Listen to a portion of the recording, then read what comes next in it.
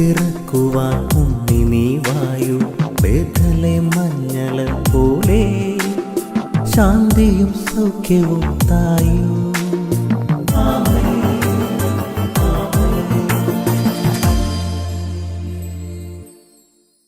യേശുവിൻ്റെ ഏറ്റവും പ്രിയമുള്ള കുഞ്ഞെ, സുഭാഷിതങ്ങൾ 9:12. നീ വിവേകിയെങ്കിൽ പ്രയോജനം നിനക്ക് തന്നെ.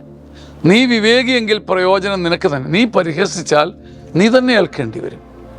നമ്മുടെ വിചാരം നമ്മുടെ പരിഹാസം മറ്റുള്ളവരെ തകർത്തു, അവരെ നശിപ്പിച്ചു, പരിഹസിച്ച് നിന്ദിച്ച് നമ്മളെന്തോ നേടിയെന്നാ. പക്ഷെ ബൈബിള് പറയുക, പരിഹസിക്കുന്നവൻ പരിഹാസം ഏൽക്കേണ്ടി വരും. ഇത് ദൈവത്തിൻ്റെ മാറ്റമില്ലാത്ത നിയമമാണിത്.